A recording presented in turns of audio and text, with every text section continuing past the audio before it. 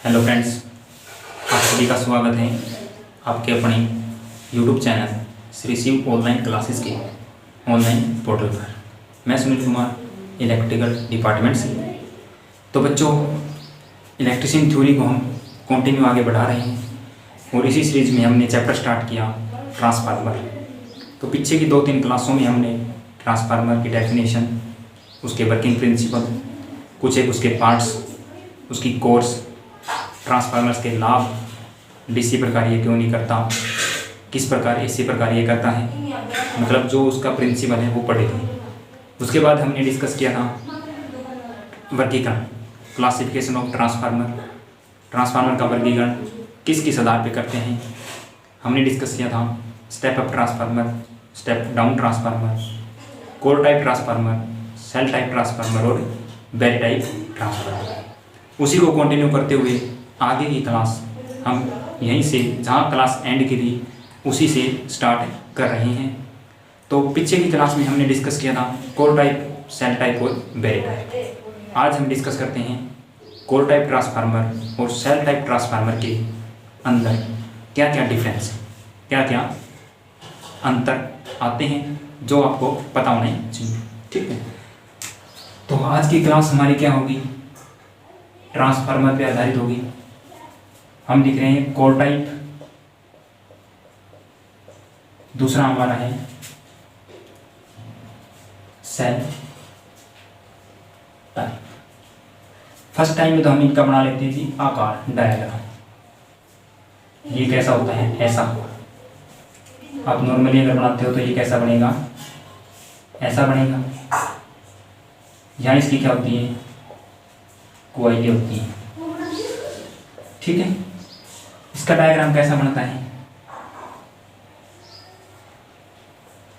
देखो छोटे बना रहे हैं।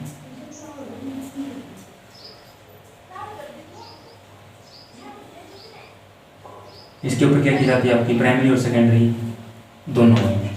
ठीक है, प्राइमरी और सेकेंडरी दोनों वाइंडिंग कहाँ होगी, बीच में होती है, इसके दोनों साइड में होते हैं। तो फर्स्ट तो आप चित्र से समझ रहे। सेकेंड डिफरेंस इसके अंदर क्या है, इसके अंदर वाइंडिंग जो है, वाइंडिंग दोनों लिंब पर होती है। वाइंडिंग कहाँ होती है, दोनों लिंब पे। इसके अंदर क्या है भाई, वाइंडिंग बीच में होती है। वाइंडिंग कहाँ होती है, बीच में।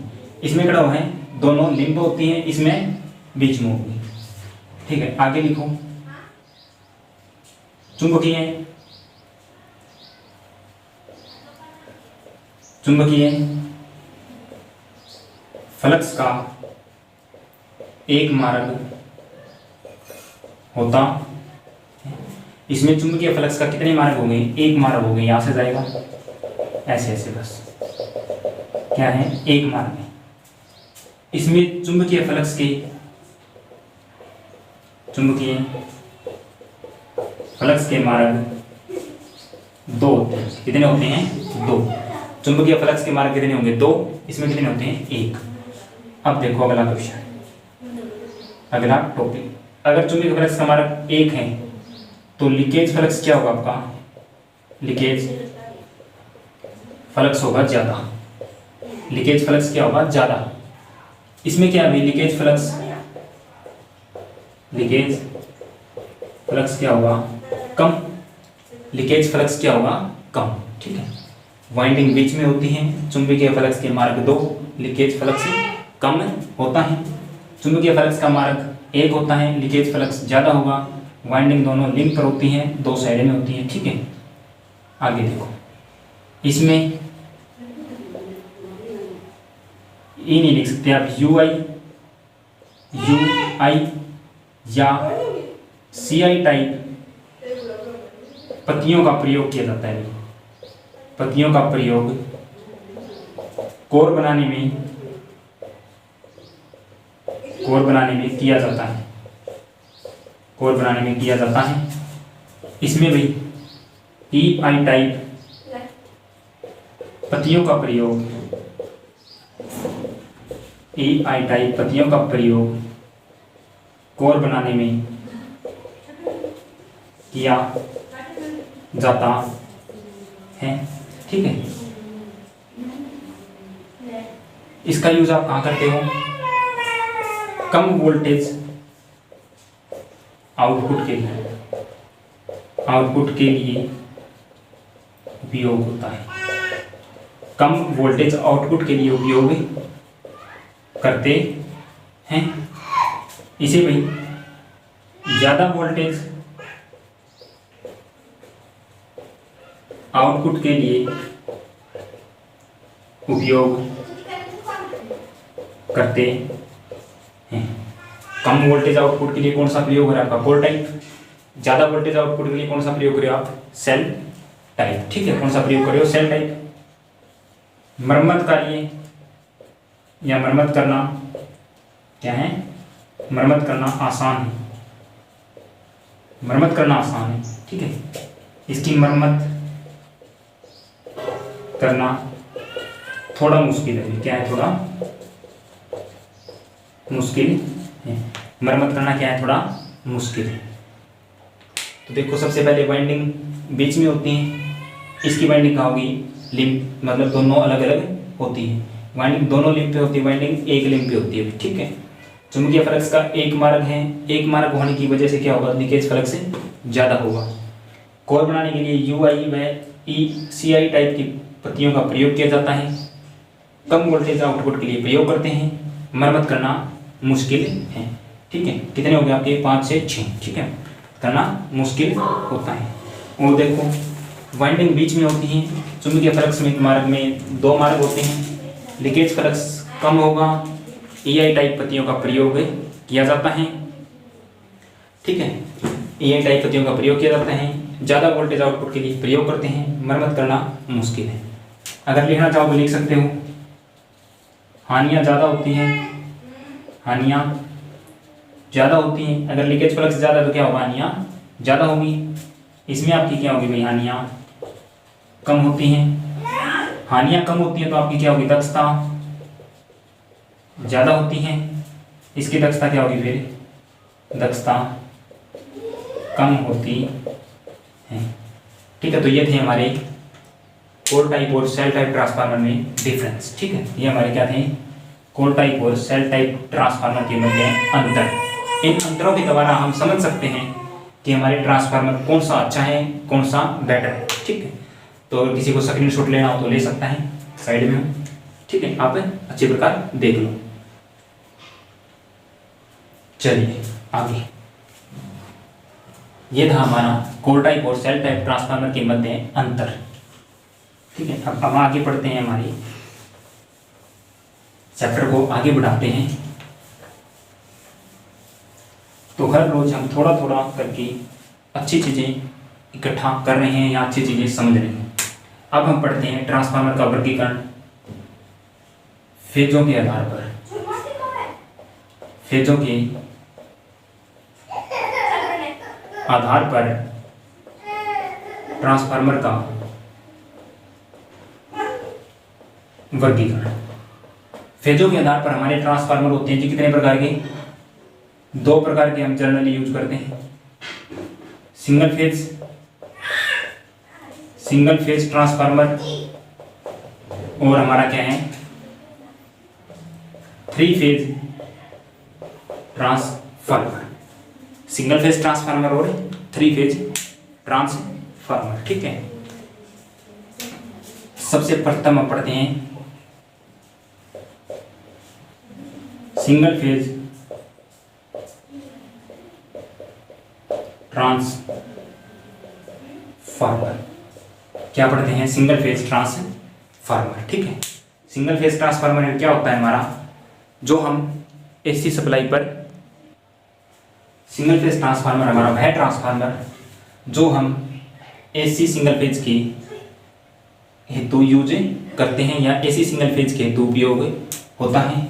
आप लिख सकते हो AC सिंगल फेज पर कार्य करता है ठीक है, क्या करता है, एसी सिंगल फेज पर कार्य करता है। दूसरी बात, यह सेल टाइप व कोर टाइप दोनों हो सकते हैं, दोनों हो सकते हैं। जनरली या सामान्यतः 250 वोल्ट तक उपयोग में लाते हैं। जो हमारे सिंगल फेज ट्रांसफार्मर हैं, एसी सिंगल फेज सप्लाई पर कार्य करते हैं, एसी सिंगल फेज पर कार्य करते हैं। सेल टाइप और कोर टाइप दोनों प्रकार के हो सकते हैं। सामान्यतः या जनरली 250 वोल्ट तक उपयोग में लाते हैं। 250 वोल्ट तक जो हमारे होते हैं वो कौन से होते हैं, सिंगल फेज ट्रांसफार्मर। आप इनका लिख सकते हो उपयोग कहाँ होता है इनका, ठीक है। इनका उपयोग कहाँ होता है, voltage stabiliser, voltage stabiliser, TV, receiver, radio इत्यादि, ठीक है। उसके बाद आपका है 3 फेज ट्रांसफार्मर। जो ये आपका किसका सिंबल है, फेज का सिंबल है, फेज का सिंबल लिख लो या चिन्ह है, ठीक है, फेज का चिन्ह है। तो 3 फेज ट्रांसफार्मर है। जो हमारे एसी 3 फेज पर कार्य करते हैं उन्हें हम क्या बोलते हैं, 3 फेज ट्रांसफार्मर, 3 फेज ट्रांसफार्मर, ठीक है। अगला पॉइंट, यह भी सेल टाइप कोर टाइप प्रकार के हो सकते हैं। सेल टाइप कोर टाइप प्रकार के हो सकते हैं, ठीक है। यह पारेषण लाइन में, पारेषण लाइन यहाँ लिख सकते हो, ट्रांसमिशन लाइन, ट्रांसमिशन लाइन में अधिकतर प्रयोग किए जाते हैं। यह डिस्ट्रीब्यूशन लाइन 11 kV 440 वोल्ट में भी उपयोग होते हैं। क्या होते हैं, यह डिस्ट्रीब्यूशन लाइन 11 kV 440 वोल्ट में भी उपयोग होते हैं, ठीक है। पारेषण लाइन में, ट्रांसमिशन में तो प्रयोग किए जाते हैं। यह जनरेटिंग स्टेशन में उत्पन्न वोल्टेज को ट्रांसमिशन, उत्पन्न वोल्टेज को स्टेप अप करके